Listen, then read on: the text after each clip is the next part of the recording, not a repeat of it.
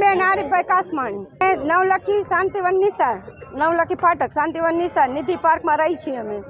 અમારી પ્રોબ્લેમ એક જ છે કે અમને ગટરોના પાણી ભરાય છે, ભોખારુના પાણી ભરાય છે, પાણી જવાની ક્યાંય સગવડતા છે નહીં. અમારા બચ્ચા બહાર નીકળી શકતા નથી, અમે ઘરની બહાર રહી શકતા નથી. અમારા શેરીમાં કોઈ બકાલાવાળું આવી શકતું નથી, કોઈ મહેમાન આવી શકતું નથી, અમે ક્યાંય જઈ આવી શકતા. સાહેબ, અમારે આ નગરપાલિકાવાળા માણસોને અહીંયા ફરિયાદ કરવા આવી છીએ, એ ફરિયાદ સાંભળે, એક દી મોકલે છે ને બીજા દી ઈ પાણી ખાલી કાઢી જાય, બીજા દી ઈને જ પ્રોબ્લેમ અમારી ઈને જ ઊભી હોય છે. કોઈ દી કોઈ સરખું ધ્યાન દઈને કોઈ કામ કરવા આવતું નથી. અત્યારે અમે ગટરની જ રજૂઆત કરી છે કે જે અમારા ભોખર ભરાય છે એનો અમને નિકાલ કરી દો. મારું નામ અનિશા ચાવડા છે. અમારા નિધિ પાર્ક વિસ્તારમાં હું રહું છું. આ ગંદકીના કારણે અમારા ફરિયામાં હવે પહેલાં તો રોડ ઉપર પાણી હતું, અત્યારે અમારા બાથરૂમમાં, ફરિયામાં, બધેમાં પાણી ગટરનું છે.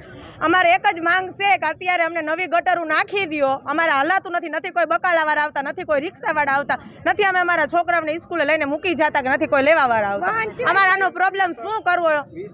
અત્યારે આરીફભાઈના દવાખાનામાં જાવ કે પૂછી લ્યો કે નિધિ પાર્કમાં કેટલા આવે છે કેસ તમારા બચ્ચાના કે મોટાના. બધા અત્યારે વધઘટ અમારા ઘરમાં બધા બીમાર જ છે. ગરીબ માણસ હોય, દવાખાનાના પૈસા અત્યારે ક્યાંથી કાઢે?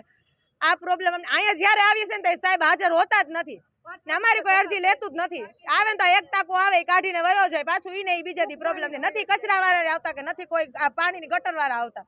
આ પ્રોબ્લેમ અમને કાઢી દો. નહીં કાઢવામાં આવે ને તો નગરપાલિકા વિશે અમે ગટરના પાણી નગરપાલિકામાં ઉડાડશું. આ અમારી માંગ છે બધાની.